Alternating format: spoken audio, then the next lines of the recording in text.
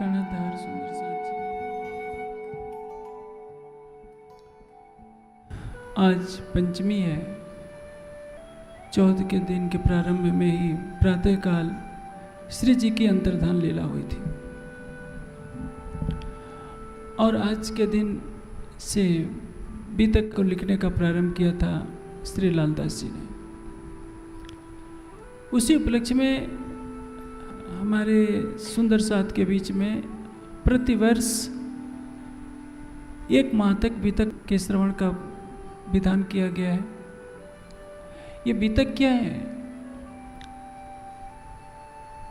कौल फैल हाल कथनी करनी और रहनी को ब्रह्ममुनियों ने कैसे आत्मसात किया, परम धाम से ज्ञान का अवतरण कैसे होता है, जागनी लीला में हर सुंदर साथ की क्या क्या भूमिका है। चाहे लालदास जी हो, भीम भाई हो, महाराजा छत्रसाल जी हो।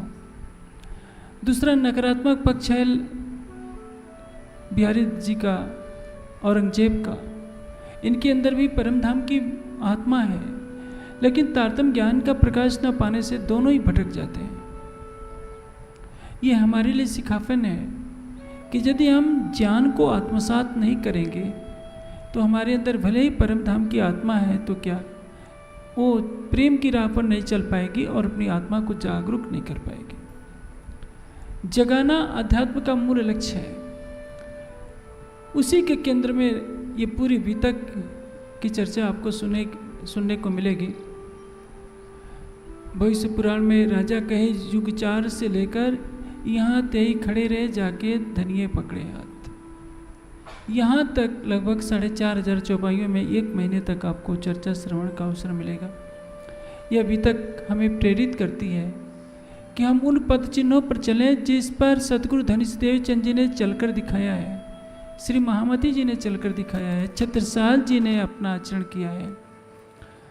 और जिन जिन सुंदर साथ ने अपना घर द्वार छोड़ा, 5,000 की संख्या में पन्ना जी पहुँचे, सेवा करते करते अपना तन छोड़ा, चितवनी करते करते अपना तन छोड़ा। आज देखा जाए तो हमारा सुंदर साथ आपस में राग द्वेष घृणा का शिकार है। उस समय 5,000 की संख्या थी, किसी के पास व्यर्थ की बातों के लिए कोई समय नहीं था। 2-2 समय चर्चा होती थी, 2-2 समय चितवनी होती थी। सवेरे भी चितवनी, शाम को भी चितवनी। सवेरे भी 9 से 12 तक चर्चा, रात्रि को भी 9 से 12 चर्चा। प्रतिदिन लगभग 6 घंटे तक चर्चा होती है। सब दोनों समय ध्यान किया जाता है। सुंदर साथ एक दूसरे के प्रेम में डूबे रहते हैं। सब घर द्वार छोड़ करके आए हैं, लेकिन आज हमारा सुंदर साथ 400 साल बीतने के बाद भी जागनी से कोसों दूर है। आप देख रहे हैं मंदिरों में क्या होता है। कहीं कहीं तो चर्चा की परंपरा भी समाप्त कर दी गई है, केवल वीडियो के कैसेट चल रहे हैं। आखिर क्या होगा? जब समाज में ज्ञान का प्रवाह रहता है तो समाज जीवंत रहता है। ज्ञान का प्रवाह अवरुद्ध कर देंगे तो समाज नष्ट हो जाएगा। ये बात सबको समझनी चाहिए। और ये बीतक की चर्चा की परंपरा ही है जिसने हमारे समाज को जीवंत बनाए रखा है। अन्यथा एक ऐसा समय था जब वाणी सुंदर साथ को छूने तो क्या देखने को भी मुश्किल से मिलती थी। आज से 100 वर्ष पहले कोई विशिष्ट व्यक्ति ही वाणी के पन्ने पलट सकता था, सामान्य सुंदर साथ को पलटने का भी अधिकार नहीं था। लेकिन उसमें बीतक ने सबको राज्य पर अटूट विश्वास दिलाए रखा। बीतक ने सबको बताया कि तुम परम धाम से आए हो, तुम्हें क्या करना है। और गांव गली में जहाँ कोई विद्वान नहीं पहुँचता, वहाँ सुंदर साथ बीतक का श्रवण करके ही राज्य पर अपनी अटूट आस्था बनाए रखता है। ये बीतक क्या है? हमारे लिए शिक्षा का एक घटनाक्रम है जिसमें हम प्रेरणा ले सकते हैं महाराजा छत्रसाल जी से, भीम भाई से, लालदास जी से। सतगुरु धनीशदेव चंद जी 16 साल की अवस्था में ही कैसे बारात के पीछे निकल पड़ते हैं, कैसे कैसे कष्ट झेलते हैं राज्य को पाने के लिए। ये सुनकर हमारे अंदर भी तो प्रेरणा होनी चाहिए कि हम भी कुछ करें। अब देखिए समाज में कहीं नाच कूद होता है, भंडारे होते हैं, हजारों की संख्या इकट्ठी हो जाती है। सरसवा से जो प्रसारण होगा उसको सुंदर साथ तो सुनेगा, लेकिन इस प्रसारण की प्रक्रिया ने ये किया है कि सुंदर साथ सोचते हैं कि सरसवा जाकर क्या होगा, घर बैठे सुन लो। अच्छी बात है, घर बैठे सुन तो रहे हैं, लेकिन यदि सुनने वाले ज्ञानपीठ में ही संख्या कम हो जाएगी तो क्या होगा। इसलिए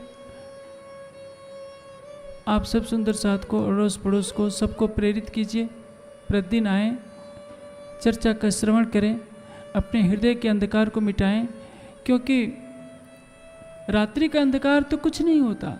हृदय में जो अजंता का अंधकार होता है, वही अंधकार हमारे जीव को 84 लाख योनियों में भटकाता है, माया के दुखों में भटकाता है। जीवन का सर ऊपर लक्ष्य होना चाहिए, अंधकार से परे होकर हम अपने स्वरूप को जानें, हम कौन हैं, आए कहाँ से हैं। शरीर और संसार को जानने के छोड़ने के पश्चात हमें जाना कहाँ है। उस समय को याद कीजिए, वाणी का अवतरण किन परिस्थितियों में हुआ। 6 महीने तक विरह में तड़पे महामती जी, तब परम धाम की वाणी का अवतरण शुरू होता है। उस ब्रह्मवाणी का प्रकाश हमें संसार में करना चाहिए था, लेकिन हम नहीं कर पाए। ये सारी घटनाएं आपको सुनने को मिलेगी, कैसे सुंदर साथ भिक्षा मांग मांग कर लाते हैं, और 1-2 महीने नहीं, पूरे 9 महीने तक मंदसौर में श्री जी भिक्षा में मिले हुए अन्न को ग्रहण करते हैं।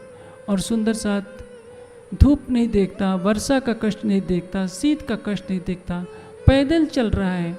आज तो आप शेड के नीचे बैठे हैं, पंखे चल रहे हैं। आप सोचिए उस युग में कैसा रहता होगा। राज्य को पाने के लिए ब्राह्मणों ने कैसे कष्ट झेले। ये सारी चीज़ें हमें प्रेरणादायी हैं।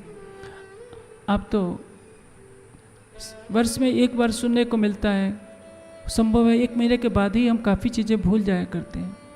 यदि वितक का प्रवाह बंद हो जाए तो हमें कौन प्रेरणा देगा कि हमें क्या करना है। वाणी के ज्ञान को तो आप ग्रहण कर लेंगे वाणी पढ़कर, लेकिन यदि वितक नहीं पढ़ेंगे, वितक नहीं समझेंगे, तो उस ज्ञान को आचरण में कैसे लेना है ये नहीं सीख पाएंगे। इसलिए वाणी हमें कौल ज्ञान को ग्रहण करने की शिक्षा देती है, वितक उस ज्ञान को आचरण में लाने की शिक्षा देती है। और किस तरह से पन्ना जी में बैठकर सब सुंदर साथ ने परम धाम को देखा, तो ये हमें रहनी में भी उतारती है कि हम यदि ब्रह्मात्मा हैं तो हमें अपने कैसे आचरण को परम धाम की ब्रह्म सृष्टि के अनुरूप ढालना है। ये सारी शिक्षा आपको वितक से मिलेगी। अब वितक को केवल घटनाएं मत समझिए कि ये हुआ, ये हुआ, ये होता तो है, लेकिन हमें क्या ग्रहण करना है इसकी शिक्षा वितक से मिलेगी। और मैं आशा करूँगा कि कल आप अधिक से अधिक सुंदर साथ को प्रेरित करके ले आएंगे।